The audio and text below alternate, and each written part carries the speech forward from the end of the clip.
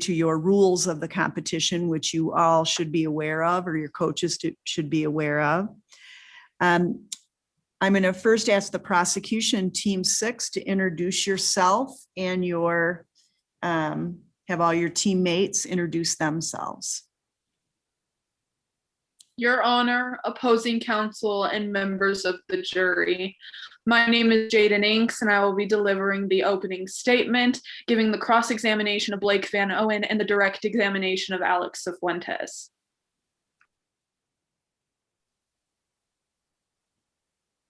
Your Honor, opposing counsel, and members of the jury, my name is Brendan Maher, and I will be delivering the direct examination of Kyle Kuzak and the cross-examination of Taylor Perkins. Good afternoon, Your Honor, members of the jury and opposing counsel. My name is Will Damon, and I will be delivering the direct examination of Detective Jordan Markowitz, the cross-examination of Avery Becker, as well as the delivering of the closing argument. At this time, Your Honor, our witnesses would like to introduce themselves. Okay. Your Honor, opposing counsel, and members of the jury, my name is V. Wing, and I am Jordan Markowitz. Your Honor, opposing counsel, and members of the jury, my name is Jet Fisher, and I am Kyle Kuzak. Your Honor, opposing counsel, and members of the jury, my name is Christian Murray, and I am Alex Cifuentes.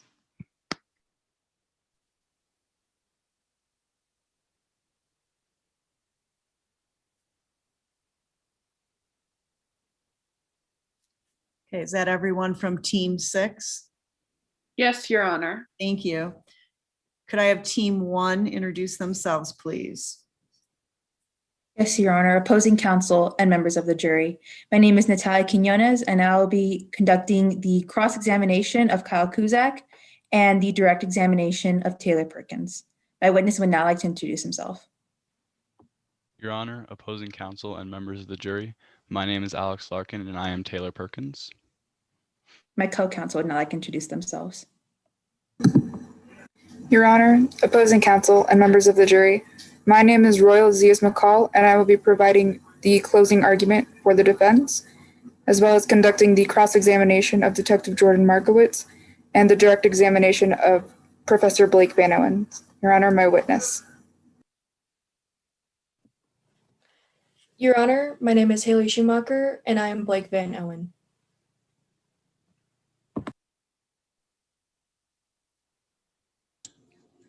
Your Honor, opposing counsel, and members of the jury, my name is Sydney Pavetti-Hankey, and I will be providing the opening statement for the defense, as well as conducting the cross-examination of Alex Cifuentes and the direct examination of Avery Becker. Your Honor, my witness. My name is Cassidy Rude, and I am Avery Becker. Is that everybody from Team 1? Yes, Your Honor. Okay. All right, could I have the team members please raise your right hand? Do you promise that the presentation you are about to give will faithfully and truthfully conform to the facts and rules of the mock trial competition? Yes, Your Honor. Yes, Your Honor. Yes, Your Honor. Thank you. Witnesses, I think I just swore you in, but witnesses, they have a little bit of different oaths, so witnesses, raise your hand. Do you promise that the testimony you are about to give will faithfully and truthfully conform to your witness statements, that you will not add material facts or opinions which are not contained in the case problem, and that you will follow the rules and procedures of the mock trial competition? Yes, Your Honor. Yes, Your Honor. Thank you. And scoring panelists, raise your right hand, please. Do you promise to adjudicate the mock trial competition as fairly and objectively as possible in accordance with the facts, procedures, and rules of the mock trial competition? I do. Prosecution, are you ready to go? Your Honor, we have a few preliminary matters that we would like to attend to. Okay, hang on one second. I just want to make sure I have good to go. Jackie, are we good to go? Your Honor, we are. Thank you. Okay, what preliminary matters do you have? Your Honor, on behalf of both teams, let the record reflect that we have exchanged trial rosters within the chat of the Zoom meeting. and both teams have copies of case materials. Okay. And are you ready? I have a few other preliminary matters. Okay, go ahead. We request the court's preference on redirects and recrosses. It depends on the situation. You can ask me to do redirect and recross, and I'll decide then. Your Honor, pursuant to Rule 7, Competition Rule 7.4, when an exhibit is shown to a witness, a member of the examining attorney's team shall make that document available to all participants via the screen share function on Zoom. And additionally, exhibits or other documents posted in this manner will not have been deemed to shown to the jury unless they are admitted into evidence and formally published. Okay. We recognize that the sound quality and internet connectivity may vary, and if at any time sound quality makes it difficult to understand, that the court pause proceedings to allow a witness or attorney to repeat their question or answer. And that's fine. And I notice, because I do these hearings by video every day of the week, sometimes when you are speaking, you can't hear that somebody else is speaking. And so if I'm not hearing correctly, I'm just going to put my hand, I will be speaking and telling you to stop, but I'll put my hands up for timeout. So if you see that, stop talking. Okay. We also request that our timekeepers be allowed to post the time remaining in the chat. That's fine. And as the prosecution, we request remaining time for rebuttal at the end of closing arguments. That's fine. No further preliminary matters, Your Honor. Okay. Are you ready to go? Yes, Your Honor. Is the defense ready to go? Yes, Your Honor, we just have one preliminary matter. Okay, and what is that? Due to time constraints, and we ask that once Your Honor accepts exhibits into evidence, we ask that us and opposing counsel be able to constructively publish them to the jury. That's fine. Thank you, Your Honor. We are ready. Okay. All right, prosecution, your opening statement, please.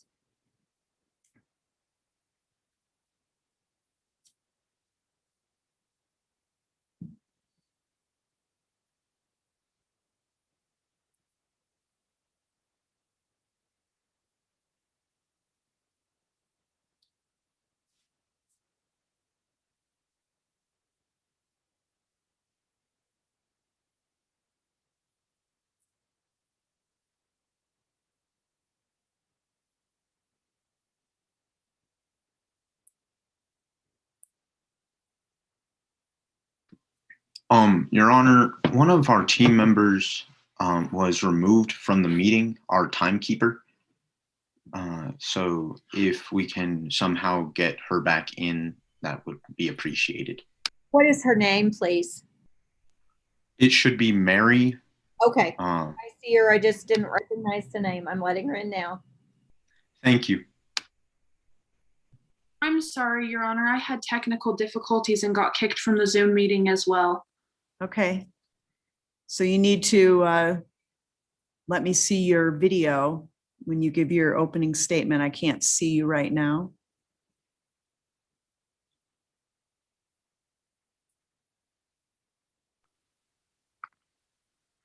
Can you see me now?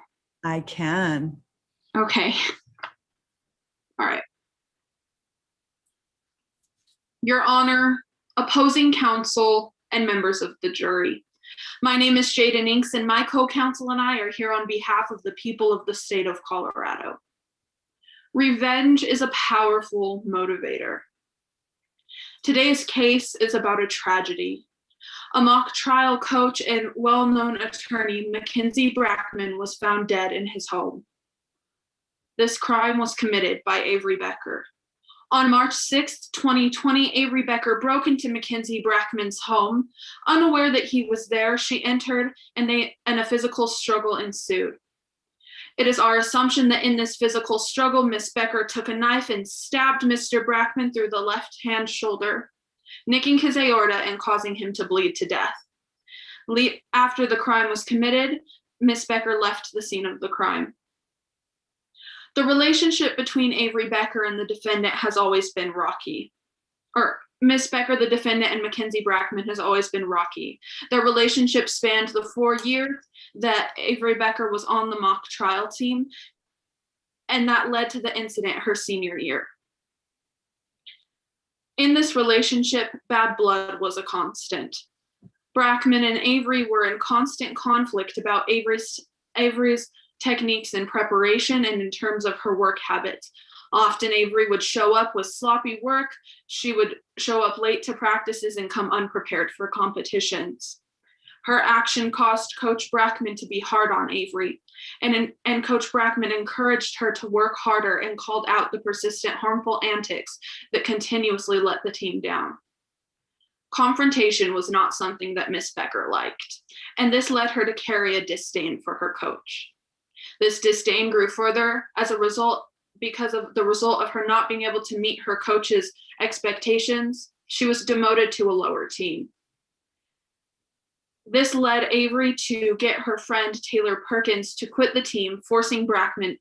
Brackman to reinstate her onto the A team. After the regional competition in early 2020, Mr. Brackman confronted Avery about letting her team down, and that she again needed to improve her work ethic before the state competition. Avery took this feedback as a personal attack against her, leading to a reckless decision. After practice, Avery left the school angered, and in the parking lot wrote on top of Mr. Brackman's car, "Worst Attorney Award" in permanent marker. This incident was the last straw, the boiling point. Mr. Brackman kicked Avery permanently off the mock trial team. Avery used this opportunity to seek revenge once more, to commit her crime. We will put forward 3 witnesses today: Detective Jordan Markowitz, Kyle Kuzak, and Alex Cifuentes. Detective Markowitz will testify to how Brackman was killed with his expertise as a homicide detective for the Denver Police Department, and he will explain to you the events that transpired on March 6th. He will use his experience in crime scene reconstruction, as well as homicide investigation and cell tower analysis, to explain that Avery Becker was at the scene of the crime. Kyle Kuzak will present the evidence that will prove that a physical altercation did occur when Avery Becker broke into the home. He will offer this from an expertise with crime scene reconstruction from 19 years with the Colorado Bureau of Investigation. This evidence will detail the means in which Avery Becker's revenge led to the killing of Mackenzie Brackman. Finally, Alex Cifuentes will testify to her personal knowledge with the defendant from being on the team with her all the years on mock trial. Alex Cifuentes will help explain what motivated Avery in committing her crime. Avery Becker is charged with murder in the 1st degree and the 2nd-degree burglary of a dwelling. It is not our duty as the prosecution today to prove to you the intent of Avery killing Mr. Brackman. Instead, we prove to you that Avery broke into Mr. Brackman's home with the intent of causing criminal mischief, and as a result, a death occurred. This makes Avery Becker guilty of murder in the 1st degree and 2nd-degree burglary of a dwelling. In today's case, it is us, the prosecution's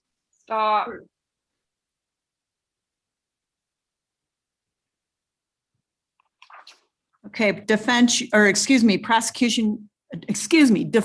your opening statement, please. Yes, Your Honor.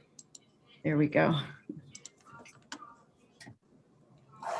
Your Honor, opposing counsel, and members of the jury, the only way to describe this case and why we are here today is tunnel vision. My client, Avery Becker, worked with Mackenzie Brackman on a school club for the past 4 years with a few other students that you will hear from today. And after 4 years, on the day of March 6th, he was found dead. When the prosecution began their investigation with only a single lead, they made an arrest. Tunnel vision is the only way to describe how they worked. And Avery Becker was at the receiving end of this.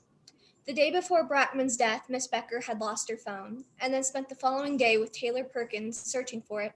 The prosecution may say that Avery's phone, along with Avery, were traveling towards Brackman's house around the time that he was killed, but Avery was with Taylor Perkins. You will hear from 6 witnesses today, 3 of whom are from the prosecution.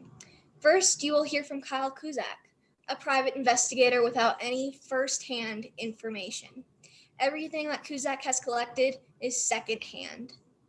Then you will hear from Alex Cifuentes, a fellow mock trial student who wanted Avery off the team so they could get better roles. Finally, you will hear from Detective Jordan Markowitz, who will give detailed evidence of the crime scene, but you will also hear about how he was given a single lead and ran with it.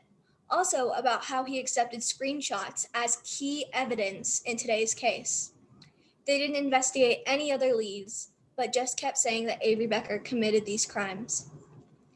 Then you will hear from 3 witnesses from the defense. First, from Taylor Perkins, who confirms where Becker was the day of Brackman's murder.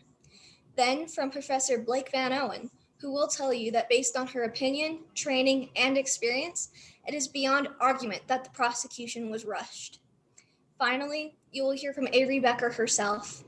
She will tell you that she did not break into Brackman's house and that she is innocent. You will hear about how Avery and Brackman did not always get along and about how things were said in the heat of the moment. But just because they were said does not automatically mean that Avery would go through with it. It falls upon the prosecution to bring the burden of proof beyond reasonable doubt.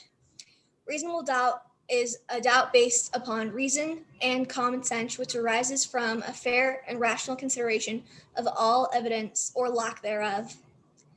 First, they have charged my client with criminal mischief, meaning that she knowingly damaged personal property in one specific act. Then she is charged with second-degree burglary, that she knowingly broke into Brackman's house with the intent to commit the crime of criminal mischief against another person or property. Finally, she is charged with first-degree murder, meaning that she committed second-degree burglary, and during that crime, someone was killed. The prosecution must not prove 1, but 3 crimes today. We ask you, the jury, to consider the evidence of this case and what it has brought you. We ask you, the jury, to find Avery Becker not guilty. Thank you. Thank you. Prosecution, your first witness, please.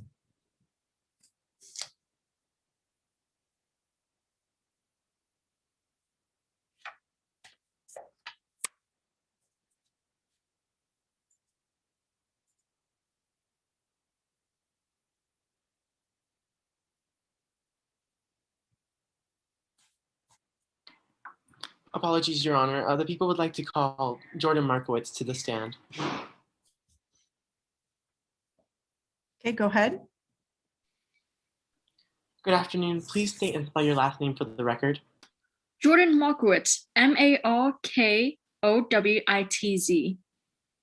And what do you do for a living? I'm a homicide detective at the Denver Police Department. How long have you worked at the Denver Police Department? I've been at DPD for 13 years and 7 years as a homicide detective now.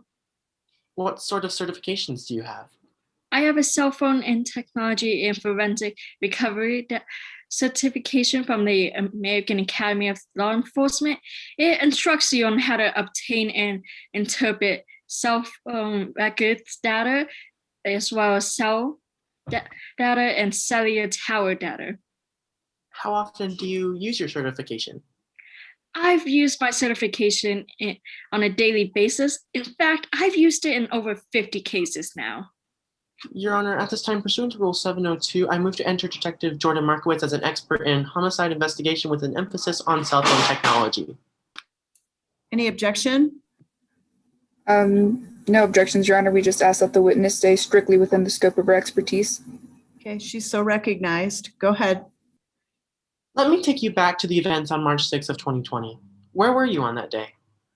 On March 6th, we got a report from a passerby who saw a person possibly passed out at 444 South Flower Street. We were then called in to investigate the scene. And upon arrival to 444 South Flower Street, what did you see? We found the victim, Mackenzie Brockman, deceased inside the front door, as well as the front door was open and locked. No, sorry, continue. A large knife was also found near Mr. Brockman's body. Would you recognize some photos from the crime scene if I showed them to you today? Most definitely. Your Honor, at this time, I ask permission to show the witness what has been marked as Exhibits 1 and 5. Yes. And Detective, what are these? These are the photo of the victim, Mackenzie Brockman, as well as the knife I found near his body. Are these fair and accurate representations of what you saw on March 6th? They are accurate. Your Honor, at this time, I move to enter Exhibits 1 and 5 into evidence. Any objection? No objections, Your Honor. They are admitted. Detective, sorry, Your Honor, at this time, I move to publish. That's fine. Detective, can you describe how you found Mackenzie Brockman? Yes, I found Mr. Brockman face down in a large pool of blood. His shirt was soaked with blood around the upper left back shoulder area right here. The knife was also found near his body, as I said. There was also blood splattered on the ceilings and wall, which made it quite obvious that Mr. Brockman was stabbed. After examining Mackenzie Brockman's body, what did you do? Afterwards, I noticed a Ring doorbell camera which led me around to the side gate that was unlatched and open. I also discovered that the back door was open and unlocked as well. What did you do after you found the back door unlocked? I then entered through the back door into the kitchen. The residence was in slight disarray. There was a open knife drawer, blood drops on the floor, as well as a broken plate on the floor. Would you recognize photos of that broken plate and the knife drawer if I showed them to you today? I would. Your Honor, permission to show the witness what has been marked as Exhibits 7 and 9 at this time? Yes. And Detective, what are these? These are the broken plate as well as the open knife drawer I discovered. Are these fair and accurate representations of what you saw on March 6th? Yes, they're accurate. Your Honor, at this time, I move to enter Exhibits 7 and 9 into evidence. Any objection? No objections, Your Honor. They are admitted. Move to publish, Your Honor. Yes. Detective, after examining the kitchen, what did you do? Afterward, I gained access to Mackenzie Brockman's phone, which gave me access to his Ring security camera account. On this account, I found 4 videos of a hooded and masked individual that entered the residence. After searching Mackenzie Brockman's phone, what did you do? I noticed that he was part of a thing called Mock Trial. Later, I was contacted by a student named Alex Fuentes, who gave me screenshots of a conversation between her and another student named Avery Becker. In addition to that, after searching through Mr. Brockman's residence, I noticed nothing of value was missing. You mentioned the screenshots. Would you recognize them if I showed them to you today? Most definitely I would. Your Honor, permission to show the witness what has been marked as Exhibit 14. Yes. And Detective, what are these? These are the screenshot conversation I received from Alex Fuentes. Are these fair and accurate representations of those screenshots? Yes, they're accurate. Your Honor, at this time I move to enter Exhibit 14 into evidence. Any objection? No objection, Your Honor. They are admitted. Move to publish, Your Honor. Yes. After receiving these screenshots, Detective, what did you do? I then tried contacting Avery Becker to interview them. However, I was blocked by her lawyer, which then prompted me to get a search warrant to search Miss Becker's phone. And what did you find with Miss Becker's phone? I didn't actually find Miss Becker's phone. I learned that Miss Becker's phone had supposedly been lost since March 5th. That then prompted me to get a court order to search Avery Becker's cell provider records instead. What did you find about these cell provider records? So through that, I was able to access cell detail records, or CDRs for short.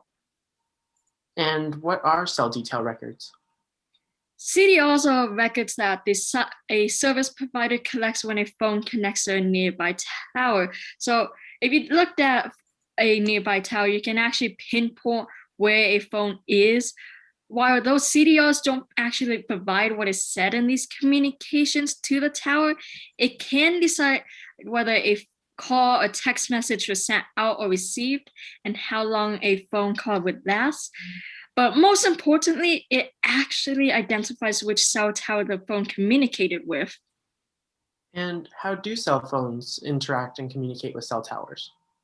Well, that's a complicated algorithm that determines which cell tower a phone will connect to, but most of the time it connects to the nearest tower. However, it can connect to another tower if the nearest one is full and overloaded, but that's highly unlikely.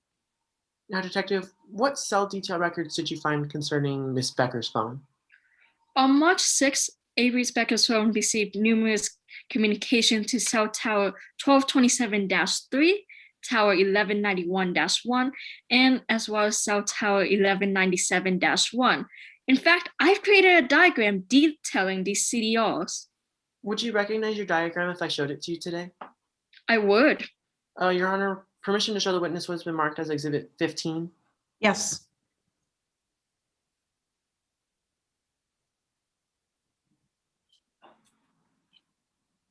And Detective, what is this? This is the diagram I created that details all the CDRs of Avery Becker's phone on March 6th, the day of Mr. Mackenzie Brockman's homicide. Is this a fair and accurate representation of what you created? Yes, it is very accurate. Your Honor, at this time, I move to enter Exhibit 15 into evidence. Any objection? No objections, Your Honor. 15 is admitted. Your Honor, at this time, I ask that my witness be allowed to annotate on the document for demonstrative purposes. Yes. And motion to publish the clean copy of Exhibit 15. Yes. Detective, can you elaborate on those cell detail records? Yes, of course. So around 12:47 p.m., Avery Becker received a text message to cell tower 1227-3, which I have circled. And then in addition to that, another text message was received at 12:55 p.m. to cell tower 1191-1, which... Detective, what does that signify? So this would correspond with Avery Becker's most ideal route along Rock Creek Parkway to Mackenzie Brockman's residence, as I am highlighting right at this moment. Did you find any other cell detail records with Ms. Becker's phone? Yes, in addition to that, at 13:05 or 1:05 p.m., a call was received, and then following that at 1:06 p.m., another call was received to Avery Becker's phone, and then a final text message was sent at 1:17 p.m. All three of these communications were received at cell tower 1197-1, which I have circled. And Detective, in your expert opinion, what do these CDRs indicate? This would indicate Miss Becker's most ideal route from her house to Mackenzie Brockman's residence, as from 12:47 to 12:55 p.m. she was at her house, and then she started traveling. From at 1:05 to 1:17 p.m., clearly Avery Becker was at Mr. Brockman's residence. Your Honor, at this time I move to enter the demonstrative evidence as 15B into evidence. Any objection? No objections, Your Honor. It's admitted. Permission to publish. Yes. And Detective, do you have an expert opinion on who killed Mackenzie Brockman? Yes, I definitely do. And before you give us that opinion, what factors did you rely upon? I relied upon my training as well as my certification. I did, however, heavily relied on the cell detail records as well as the text messages conversation. And are those factors reasonably relied upon by others in your expertise? Definitely they are. And Detective, what is that opinion? Objection, Your Honor. Opinion on ultimate issue. What is your response, Mr. Damon? Your Honor, pursuant to Rule 704A, there is not automatically objectable. The only exception would be in a criminal case when talking about motive. My witness is not being asked to give an opinion on motive. It's simply on the issue of what she believes happened, and that's not going to motive or intent. Okay, objections overruled. Go ahead. So Detective Markowitz, what is that opinion? It is absolutely clear that Avery Becker broke into Mr. Mackenzie Brockman's home to burglarize and vandalize the property. However, Mr. Brockman then confronted Miss Becker. So then both Miss Becker and Mr. Brockman ended up in a scuffle, resulting in Avery Becker fatally stabbing Mackenzie Brockman. Thank you. No further questions, Your Honor. Cross-examination, please. Yes, Your Honor. Let's talk about the day of your investigation. Your team took several photos throughout this investigation, Yes, we did. and during this, photographs of the blood spatter became corrupted. Unfortunately, it was corrupted and we weren't able to recover those photos. And there were no backup files of those corrupted photos? Unfortunately not. Let's discuss your knowledge of the victim. You recognize the victim, Yes, I did. and he had defended some of your suspects in cases that you have investigated. Yes, I have had, but that won't bias my judgment in making a thorough investigation of Mr. Brockman's homicide. Now, let's go back to the evidence you found. There are 4 ring videos in which you examined, Yes, that's right.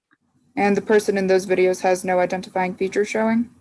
Now, as I stated in my testimony, the individual was hooded and masked. But you don't know who is behind the mask.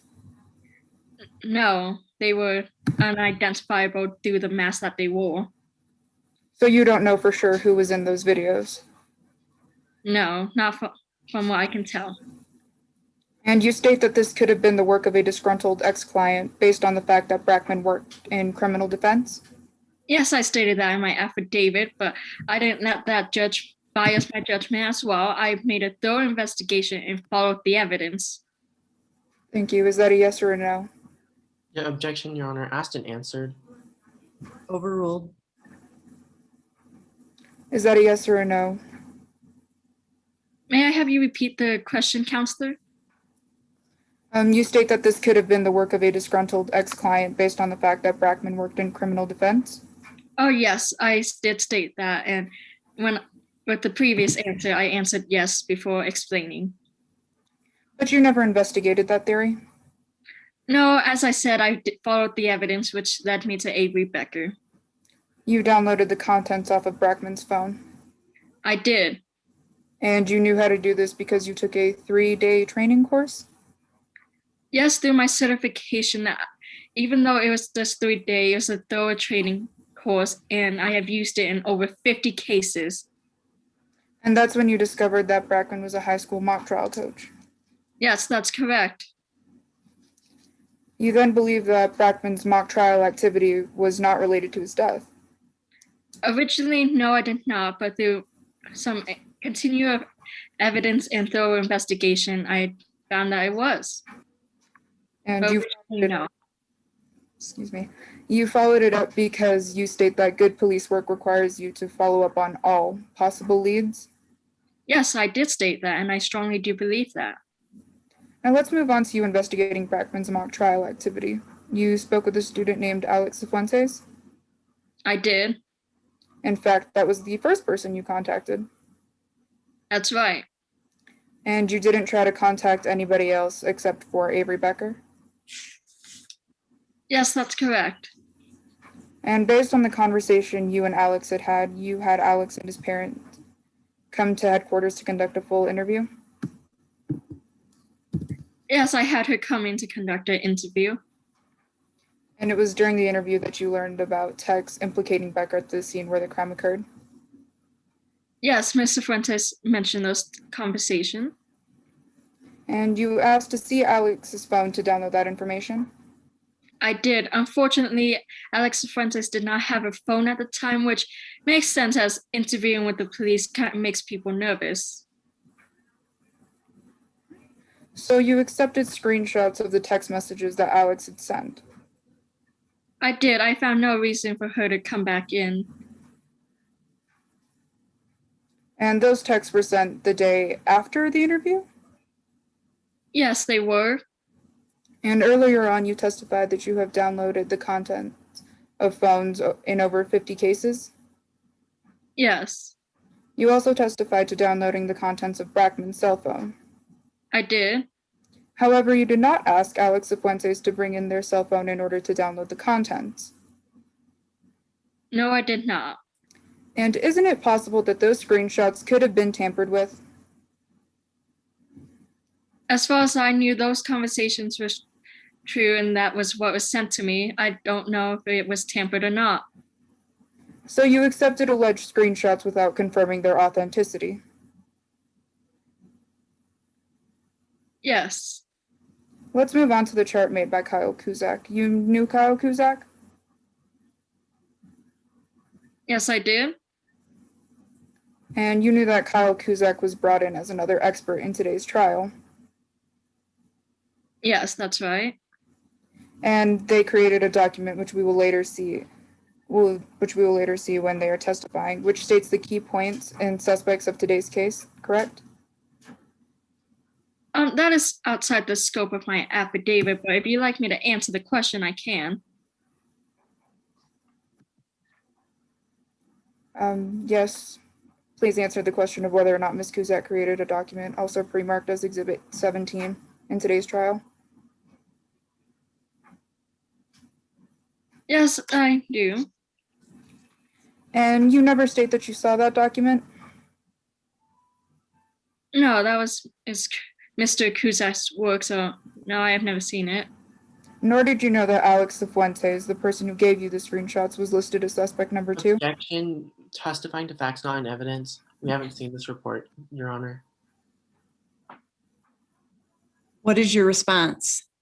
Your Honor, due to the lack of flexibility within mock trial cases, we are unable to bring the witness off of the stand, call Kyle Kuzak up to the stand to verify this document, and then have Ms. Markowitz testify to that document as to whether or not she saw it and whether or not she knew the information within it. However, She's already testified she hasn't seen the document. and I'm testifying her lack of knowledge. I'll move on, Your Honor. Okay, thank you. Now let's discuss what led you to your conclusion. You concluded that Avery Becker vandalized Brackman's home in the middle of the weekday because you believe Avery came to the conclusion that Brackman would be at work at the time? Yes, I did state that in my affidavit. But you have no evidence to back this assumption up. I relied heavily on the cell detail records I collected through my investigation. You have no evidence to back up the assumption that Avery Becker came to the conclusion that Brackman would be at work on the middle of the weekday. Yes, as well as the text messages that were sent to Alex Cifuentes that I gathered. You also state that Brackman was alerted about the intruder via the Ring doorbell system? Yes, that's correct. But you have no proof that he saw those notifications? No, I do not. You state that the intruder came in through the back door into the kitchen? Yes, I did. Not only that, but you state that Brackman armed himself with a knife from the kitchen. That's right. That's what I said in my affidavit. While the intruder was in the kitchen?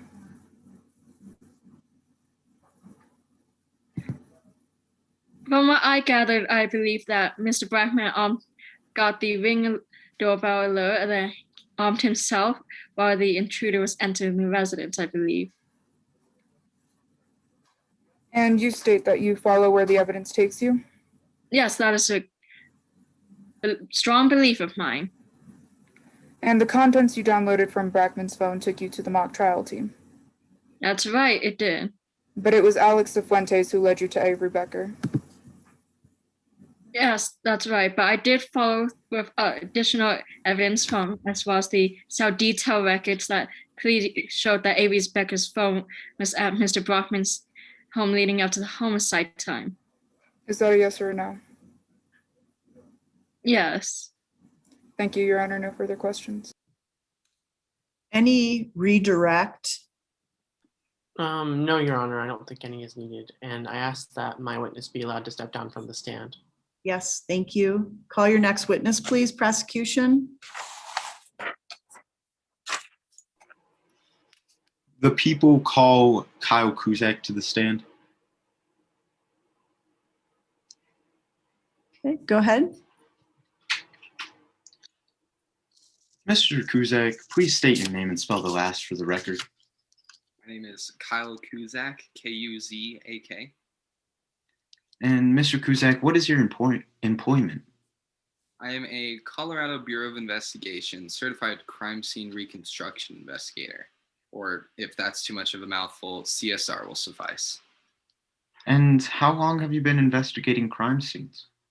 Let's see, I have 19 years of experience, with the most recent being with the city of Denver. And what does your job entail? I investigate complex crime scenes, including home invasions, burglaries and other property crimes, homicides, fatal accidents, domestic violence, and armed robberies. And what is your mindset going into new crime scenes? I have two key principles that guide my work. First, I believe that every case is going to trial, so I conducted a very thorough and a very comprehensive investigation. Second, starting from day one, I memorialized, documented, and organized all events, mind you, with a mindset of future reconstruction. And Mr. Kuzak, how do you go about the actual investigation? I approach all my CSR work in these 5 steps: recognition and documentation, collection of evidence, evaluation of evidence, hypothesis and testing, as well as reconstruction. And is this methodology common practice among your colleagues? Yes, it is. Your Honor, at this time, pursuant to Rule 702, I move to enter Kyle Kuzak in as an expert witness in crime scene reconstruction to render his opinion in that area. Any objection? No objection, Your Honor. We just ask that this witness stay within the scope of his expertise. He is so recognized. Go ahead, Mr. Maher. Yes, Your Honor. Mr. Kuzak, why are you here today? I am here today to testify to my findings at the scene of the homicide of Mackenzie Brackman at 444 South Flower Street. I believe that the perpetrator went to Mr. Brackman's home and checked the front door. And what kind of conclusions did you come to after completing your methodology? I came to the conclusion that the perpetrator that approached Mr. Brackman's home matched the same height and build of the defendant. And where did the perpetrator go after approaching the household? The perpetrator proceeded to the south side of the residence, where they went through the back fence gate and then entered the backyard. And then they went inside the residence through the back sliding glass door. And do you believe the victim was alerted of the perpetrator? Yes, I believe that the victim was alerted by his Ring security video camera and then proceeded to himself. Sorry. And was there anything left near the back door? Yes, there were scuff marks on the floor near the kitchen floor near the back door. Your Honor, may I show the witness what has been marked as Exhibit 18? Yes.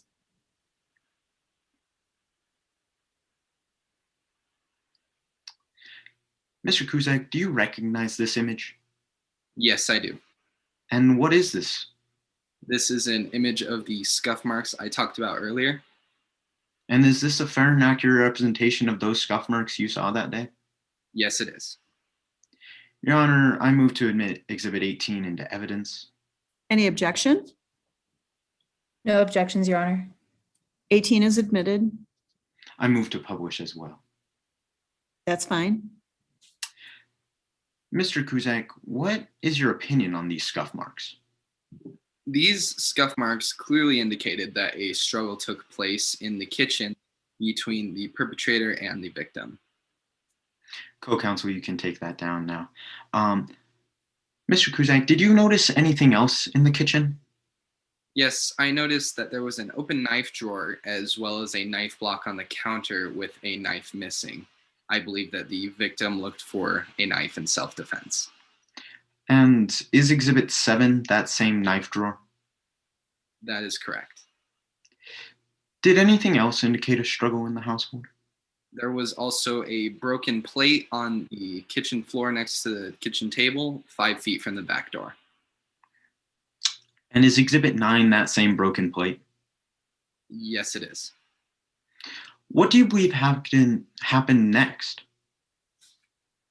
There was a series of small blood droplets that led from the kitchen to the front door. This is consistent with the theory that the struggle moved from the kitchen to the front door. That is where the body and the knife were found. And what was around the body and knife? There was a cast-off blood splatter on the ceiling and the wall.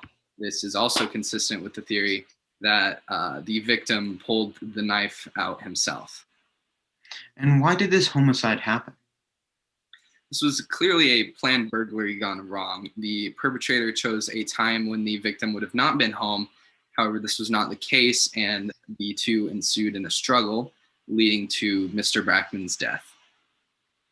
Finally, Mr. Kuzak, do you believe that this is the only conclusion for the events that happened that day? After reconstructing all of the evidence, I found that these conclusions I've expressed are based on sufficient facts and data. They are also a product of reliable principles and methods. So yes, this is the only possible outcome that could have happened. Thank you. No further questions at this time, Your Honor. Cross-examination, please. Yes, Your Honor. Mr. Kuzak, let's begin with talking about the events that took place in Mr. Brackman's home. You say the perpetrator entered the residence through the back sliding door? That is correct. And you say this struggle between the victim and the intruder occurred immediately inside and right of the back door? That is also correct. And right in front of the back door were some scuff marks? Yes. And so seeing these scuff marks by the door led you to the conclusion that the struggle occurred there? Yes. But you can't accurately tell when these scuff marks were made, can you? That is correct. So you don't know for sure if the struggle was even inside the back door? Well, there was also a broken plate in the kitchen, so that is consistent with the theory that the struggle took place in the kitchen near the back door. Okay, moving on. So after the struggle between the victim and the intruder fatally stabbed Mr. Brackman, correct? That is correct. With a knife you say they armed themselves with. Yes. And the knife used to stab Mr. Brackman was a chef's knife That is correct. that you assumed came from the knife block, Yes. even though it was inconsistent with the knife set? That is correct. So being a chef's knife means it's fairly large. Yes. And you believe after the victim was stabbed, he pulled it out of his back? That is correct. You even stated that it would be very hard to pull out the knife due to its insertion in the scapula, correct? That is correct. You also said that the knife nicked the victim's aorta? That is correct. So a dying man who was bleeding substantially was able to rip a knife that was lodged in his scapula? Yes, that is my theory. Okay, and let's move on and talk about Blake Van Owen. You dismissed Blake Van Owen's theory that the intruder was sitting while they were stabbed? Yes. Objection, Your Honor. Relevance. What is your response? Your Honor, this is completely relevant to today's case. Why? Mr. Kuzak is dismissing any other theories of what happened in Mr. Brackman's home, and I'm just trying to bring that to light. Any reply? No, Your Honor, I stand by my objection. Objection's overruled. Go ahead. Would you like me to repeat the question? Yes, please. You dismissed Blake Van Owen's theory that the intruder was stabbed sitting down Yes, I did. because that means the victim would have been surprised by the intruder? Yes. And you believe that the victim was notified by the Ring doorbell about the intruder's efforts to get in? Yes, But you have no proof that the victim had their notifications on, do you? I do not. So you don't know for sure that the victim was even alerted that there is an intruder. That is correct. And in your witness statement, you say that there was a broken plate and a knocked over chair by the kitchen table. Yes. And you say that the broken plate was 5 feet from the back door, Yes. meaning it was in close proximity with the back door. Yes. And you state that there were also blood droplets near the kitchen table as well. Yes. So if there were blood droplets by the table, a knocked over chair, there is a possibility that the victim could have been stabbed while sitting down. That is correct. Thank you, Your Honor. No further questions. Any redirect? Yes, Your Honor, very brief. Mr. Kuzak, was there enough signs to indicate a struggle? Yes. And what do you think an open knife drawer indicates? That there are different types of knives, as well as the knife block with one missing. And what do you believe that implies for the victim? That the victim must have been searching for a weapon in self-defense, preferably one of those knives. No further questions at this time, Your Honor. And barring no recross, I ask that my witness is able to step down from the stand. Any recross? No, Your Honor. Okay, thank you. Sir, you can step down. Prosecution, your next witness, please. Your Honor, the prosecution calls Alex Fuentes to the stand.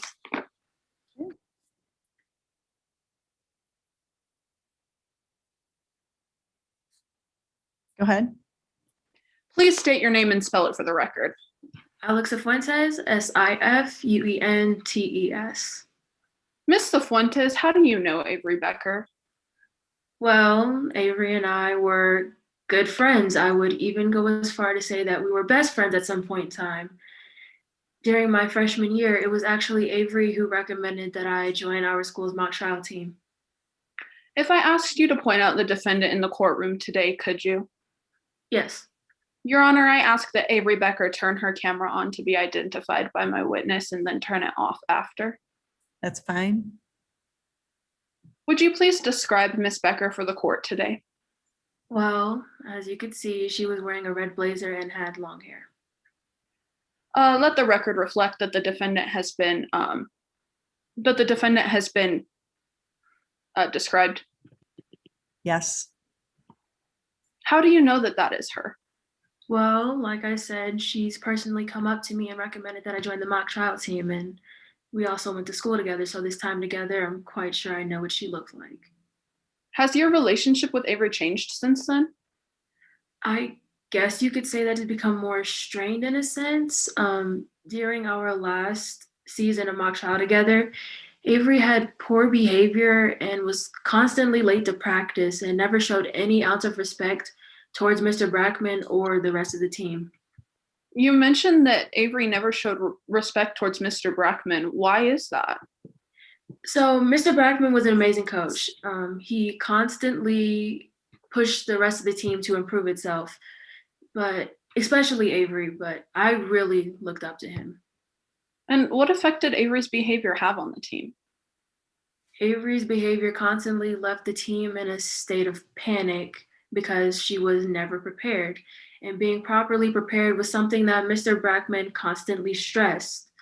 There were multiple occasions where Mr. Brackman had to get on to Avery about being prepared for practices and tournaments. And how did Avery respond to Mr. Brackman's critiques? Well, Avery hated Mr. Brackman. She felt that it was demeaning to her, and she refused to do. Hearsay. What is your response? Your Honor, a brief moment to confer with co-counsel.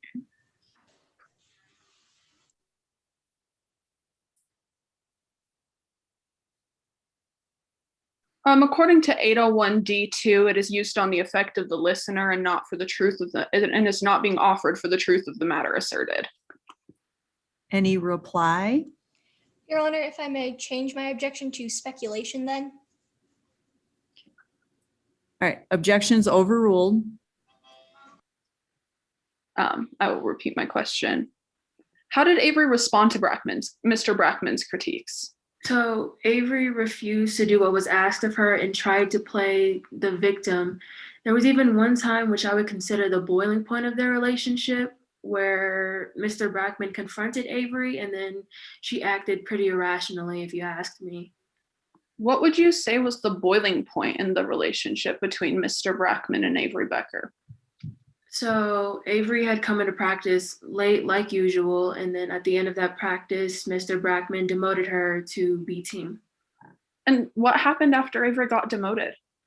Well, after being demoted, she then convinced her second best friend, Taylor Perkins, to quit the team. And after Perkins quit, what happened then? Avery was put back onto A team. How did that make the team feel? Well, Objection, Your Honor, relevance. What is your response?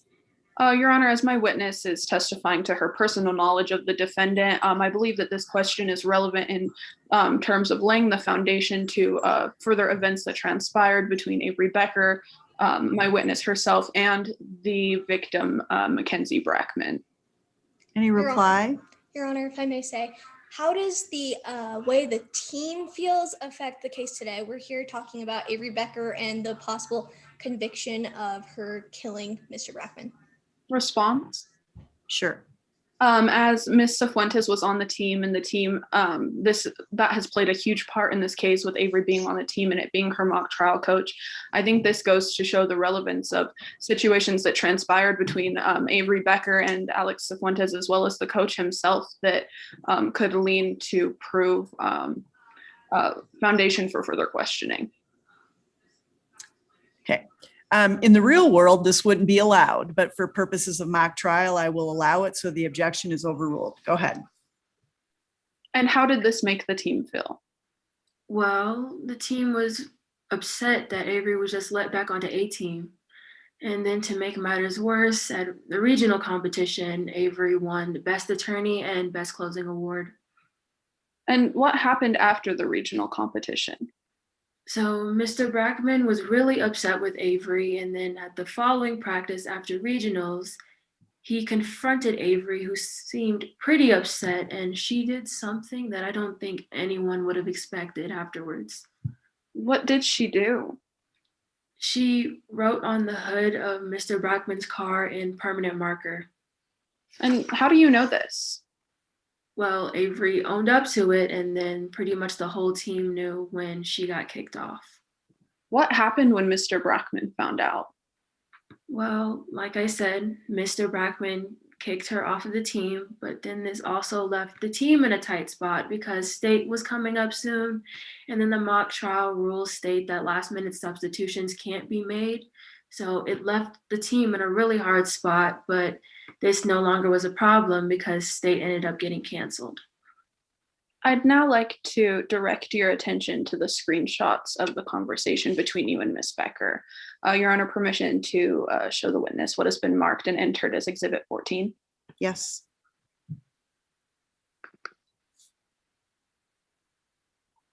Are these the text messages between you and Avery? Yes, they are. What was this conversation about? This was a conversation between Avery and I where she had texted me to try and get me to convince Mr. Brackman to let her back onto the team. But after speaking with Mr. Brackman, he had no intention to do that. And what was Avery's response to this? Avery said that if Mr. Brackman was upset about what I did to his car, just wait and see what I do to his house. Thank you, Your Honor. No further questions at this time. Cross-examination, please. Yes, Your Honor. You were on the mock trial team with Avery Becker and Taylor Perkins Yes, I was. for the past 3 years. Correct. And you say that you and Avery have always been really good friends. Correct. Yet you were happy that she was kicked off the team? Well, I mean, she did cause a lot of problems for the team. Also because it would give you the chance to pursue better roles. I mean, who wouldn't be excited about a better role? Is that a yes? Yes. Let's talk about when you got called down to the police station. You say that you did not want to rat Avery out. No, I didn't, but I felt that was necessary. But you weren't going to lie? No, I wasn't. Then you talked about the text between the two of you with the police. Correct, because like I said, I wasn't going to lie. Yet you forgot your phone. I did because I had put it on the charger because there were some battery issues and I wanted to make sure it was sufficiently charged. So that's a yes? Correct. You say that Exhibit 14 is exactly what was on your phone when you sent it? It is exactly what was on my phone. And the police never saw them on your phone at the police station? No, they did not see my phone directly. You were the only one who had ever seen them on your phone, in fact. On my phone, yes. And that phone is now gone? It is. We traded it in. And you have no idea where it is? No, I don't. And a detective came by to interview you a few weeks before your statement? Correct. And you told her you were not interested in talking to her? Yes, because I know the way trials work because of my time with mock trial. I knew they were just trying to get an answer that could be used to impeach me. So just because she was hired by the defense, you would not talk to her? That's not the case. It isn't? No. Is it your statement today that you did not want to talk to the opposing counsel's expert witness because she was hired by the defense? That is not what I'm saying. I'm saying I just didn't want to make a statement that would be used to impeach me. Moving on. You say that Avery has an amazing ability to make things up on the witness stand. She does. And make believe everything and make it seem that it was completely true? Correct. So we shouldn't trust a word of what Avery says? In some instances, yes, because that's what I've witnessed as my time on the mock trial team with her. So that's a yes. Yes. So that means that we should not trust a word of what your best friend says. Look, not all best friends believe certain things that come out of their best friend's mouth. Is that a yes or a no? Yes. No further questions, Your Honor. Any redirect? Very briefly. Why weren't you able to bring in your phone to the police station? Like I said earlier, I had put it on the charger to make sure it would be sufficiently charged for when I got there, but I was being rushed, so I left it on accident. And were the screenshots that you took accurate representations of your conversation with Avery? Yes, they were, because like I said, I didn't want to lie, so I sent in exactly what was off of my phone. And lastly, why do you not trust Avery anymore? Because of all the instances that have happened on the team and the stuff that I've experienced. It really changes your perspective. Thank you, Your Honor. No further questions, and I ask that my witness now be excused from the stand. Any recross? No, Your Honor. Okay, thank you. You may step down. Prosecution, any other witnesses? No, Your Honor, the prosecution rests. Defense, your first witness, please. Defense calls Taylor Perkins to the stand. Okay. Go ahead. Please state your name, spelling your last for the record. Taylor Perkins, Perkins. And let's begin with talking about the days around when Mr. Brackman was killed. What did you do the afternoon of March 5th? Well, Avery Becker came to my house and we were playing games on our phone. And how do you know Avery Becker? Oh, Avery's my best friend. Honestly, I wouldn't have done mock trial without her. Did you do anything else after you played games on your phone? Yeah, we went to the Fry Shack, which turned out not to be a great idea. And why not? Well, some of the mock trial team came in and just kept talking about how unfair it was that Avery got kicked off the team. And why did Avery get kicked off the mock trial team? As per usual, she was in it with Coach Brackman. They were arguing about something. So she got mad and wrote Worst Attorney Award on the hood of his car in permanent marker, but I know she thought it was dry erase. And did Avery try Objection, Your Honor. Speculation. What is your response? I'll move on, Your Honor. Okay, sustained. Your Honor, I move to strike that answer from the It's record. stricken. Did Avery try to get back on the team? Oh yeah, loads of times. She tried to apologize to Brackman, but he never took it. It was totally unfair. And let's go back to the fry shack. Did anything happen there? Yeah, um, mostly just Alex Fuentes being annoying and insincere as usual. And what was Alex being insincere about? Just about how unfair it was that Avery got kicked off the team. It was so annoying. I just wanted to punch her in the face. And then Avery stormed off to the bathroom, but I don't remember if she had her phone or not. Okay, let's talk about the day of March 6, 2020. What did you do that morning? Well, Avery came to pick me up to take me to school. On days like that, when we both had first period off, I rode with her. Other times I drove by myself. Did Avery have her phone? No, she wasn't answering any of my texts that morning, which I thought was really weird. What did you do then? Well, I suggested we skip school and go look for it, since it wasn't that important of a day anyways. And did you? Yeah, we skipped school, but we never found it. We went back to the fry shack to look, and we looked everywhere we could, but we never found it. So after that, we just went our separate ways. Were you with Avery most of the day? Oh yeah, most of the day, pretty much all day. Thank you, Your Honor. No further questions. Cross-examination. Yes, Your Honor. Mr. Perkins, you're here to testify for your best friend, Avery Becker. Yeah. And Avery Becker was the only reason why you were in mock trial. Yeah, I mean, I didn't have that much interest in it without her.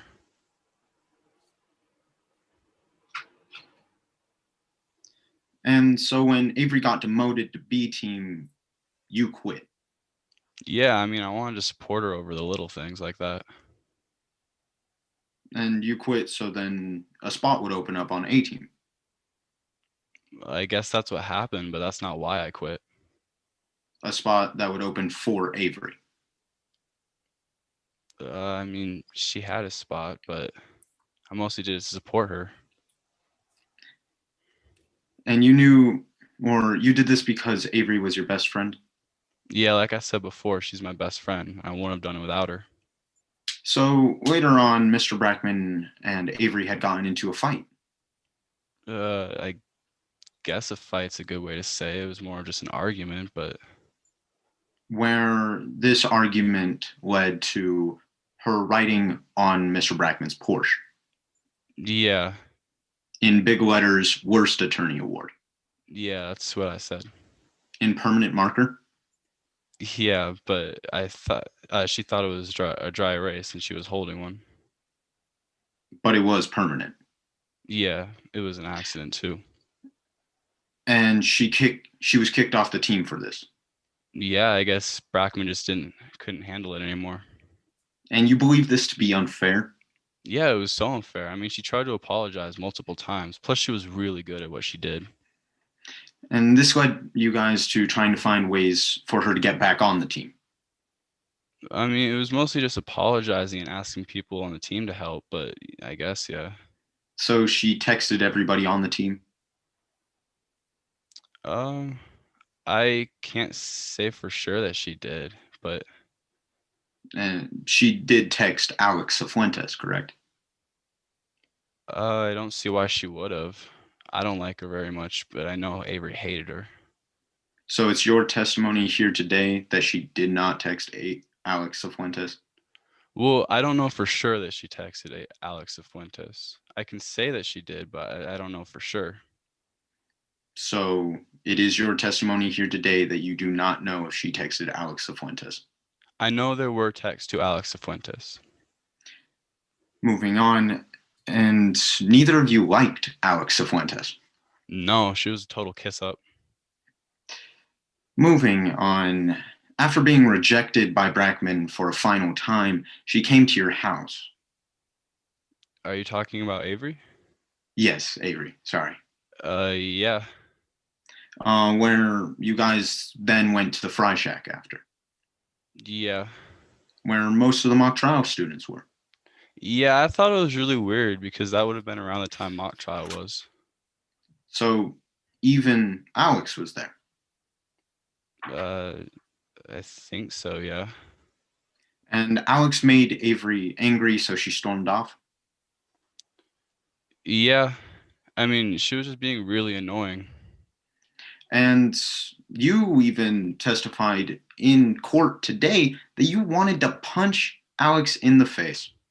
Okay, honestly, that was just more of an offhand comment. I would never actually punch her in the face. It's just to show how worked up I really was. But you did testify in court today that you wanted to punch Alex Cifuentes in the face. I mean, I guess, but I never would have actually done that. So that's a yes. Yeah. And finally, when Avery stormed off, she left her phone on the counter or on the table, correct? I believe so. I don't remember her taking it. And when she came back, you guys left? Yeah.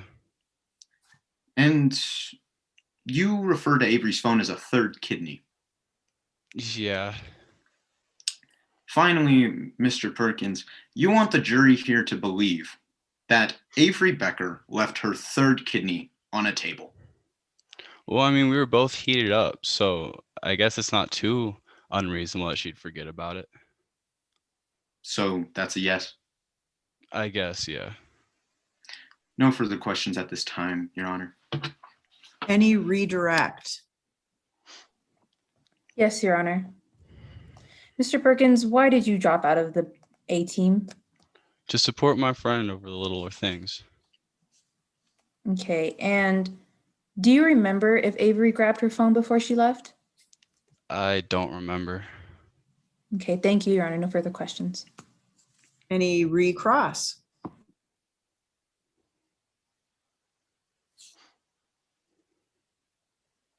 No, Your Honor, I don't Okay. have any. Okay, thank you. Your next witness, please, defense.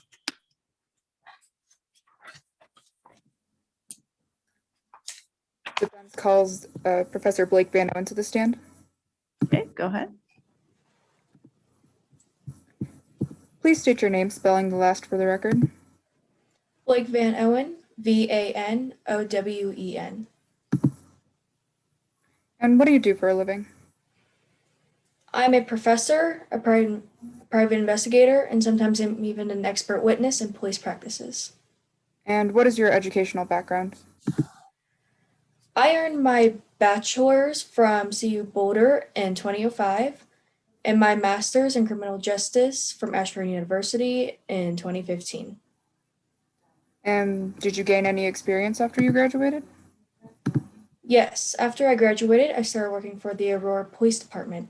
Afterwards, I became a school resource officer, a private security guard, and then went into private investigation. And what else have you done to further your experience? As a professor, I lecture classes at CU Denver on police practices and criminal justice. I also lecture classes at the Community College of the Rockies on police procedures. And what else do you do aside from teaching? I've also been admitted as an expert in 6 different states on several different types of police practices, crime scene reconstruction, cell tower analysis, and general police investigation tactics. How many cases have you been an expert in? I've been an expert in over 100 cases. Your Honor, I ask that the court accept this witness as an expert in the fields of crime scene reconstruction, cell tower analysis, and general police investigation, as she has shown extensive training, knowledge, experience, and skill pursuant to Rule 702. Any objection? Yes, Your Honor, a brief voir dire. Go right ahead. You previously worked at the Aurora Police Department, Yes, I did.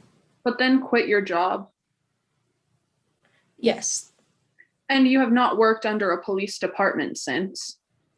No, I have not. I do not agree with many of their techniques. You left after only 9 months of working experience, Yes, that is true.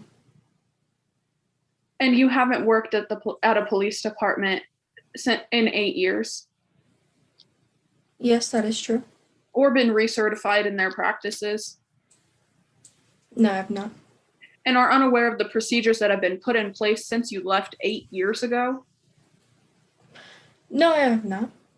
and are testifying to these procedures that you only had 9 months experience with.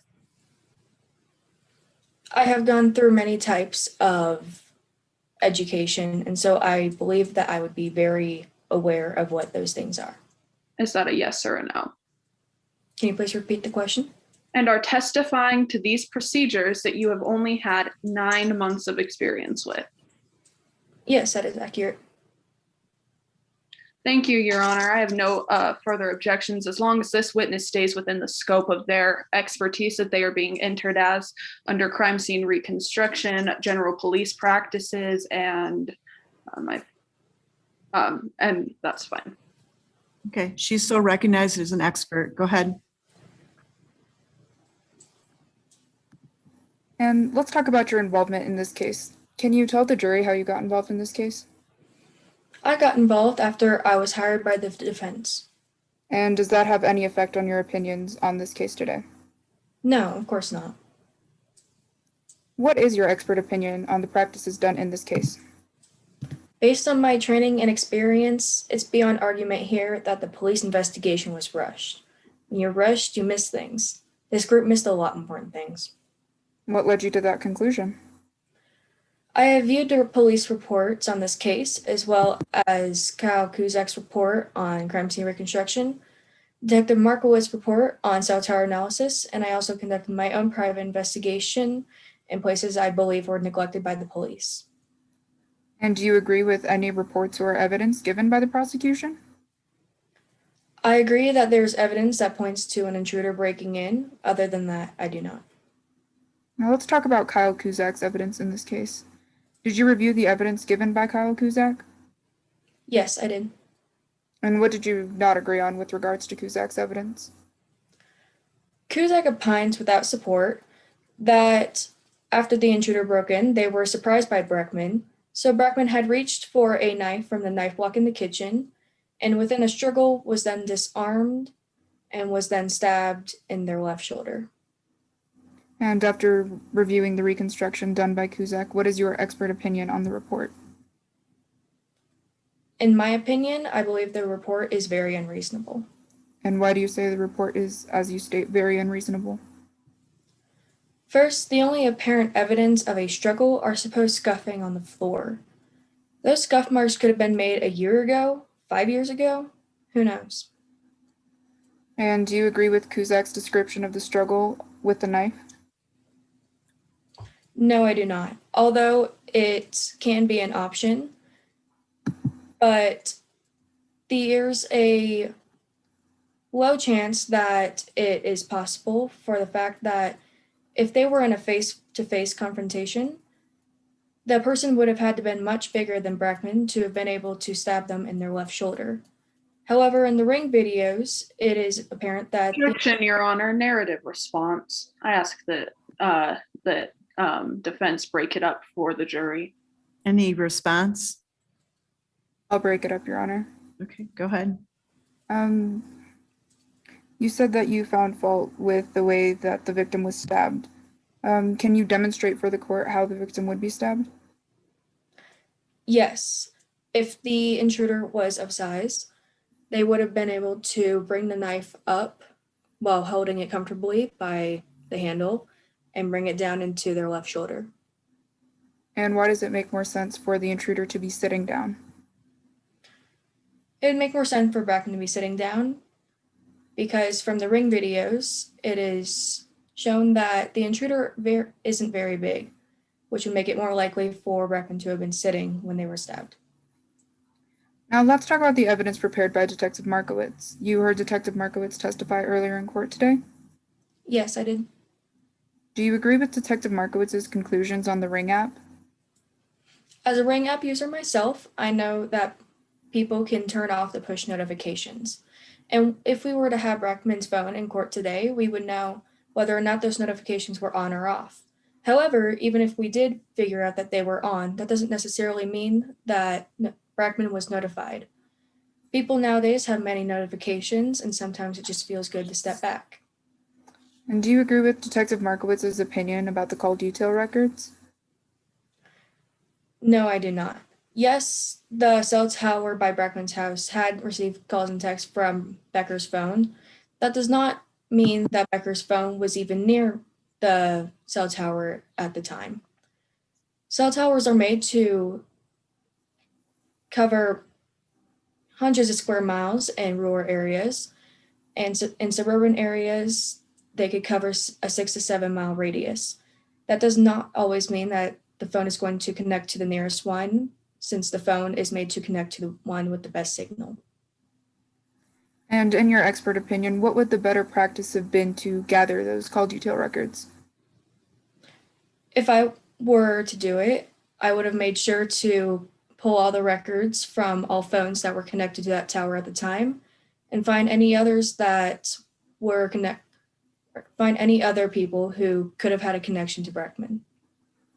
And are cell phone tower data and GPS data similar in any way? No, they are not. Although they sound very scientific and precise, that doesn't necessarily mean that they are the same in any way, shape, or form.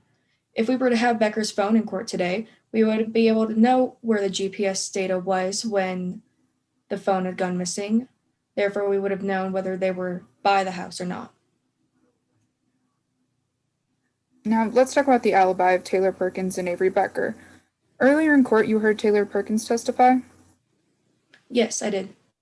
Is there any evidence you found to confirm this alibi? Yes, when I looked closer into the cell detail records, I found that there were calls and texts coming from the cell tower 1191, and later on, the antenna 3 connected to that tower started to receive calls and texts from Perkins' phone, which is located around the fry shack where Perkins had stated they had ended up.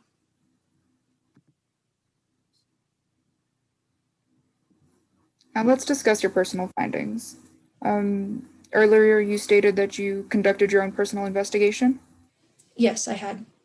Is this documented somewhere? Yes, it is in my reports. And do you have that report here today? Yes, I do. Your Honor, permission for the witness to view what has been pre-marked as Exhibit 20. Yes.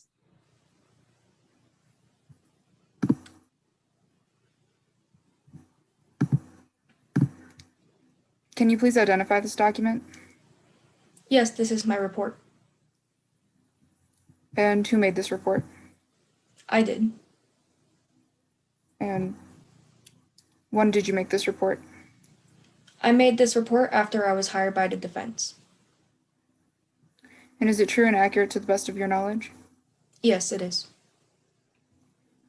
Your Honor, at this time I move for the admittance of Exhibit 20 into evidence as its accuracy shown and authenticity stipulated to.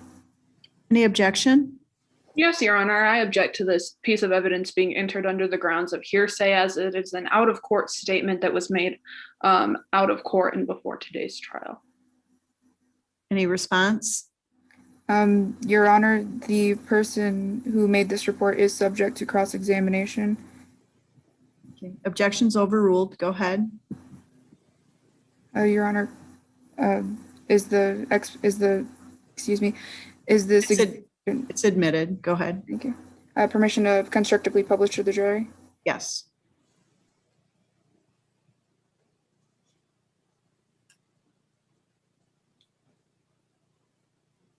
We can't hear you. You're on mute. Sorry. What did you discover when you conducted your own personal investigation? I found someone with a stronger motive to kill Brackman, and that person is Blair Rollins. Why do you say that?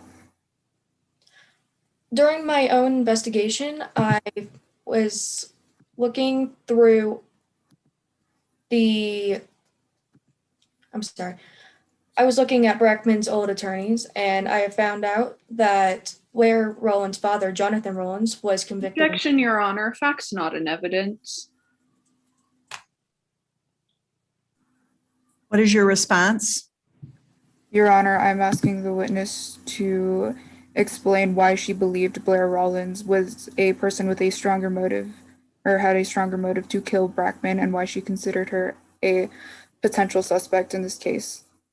Objections overruled. Go ahead. Do you need me to repeat my question? Yes, please. Why do you say that Blair Rollins has a stronger motive to kill Mackenzie Brackman? In an earlier court proceeding, Blair Rollins' father, Jonathan Rollins, was convicted on murder, as Brackman was the defending Jonathan Rollins. And did you ever listen to that court proceeding? Yes, I had. And would you recognize it if it were played today? Of course. Your Honor, I request that the witness view what has been pre-marked as Exhibit 22. That's fine. Go ahead.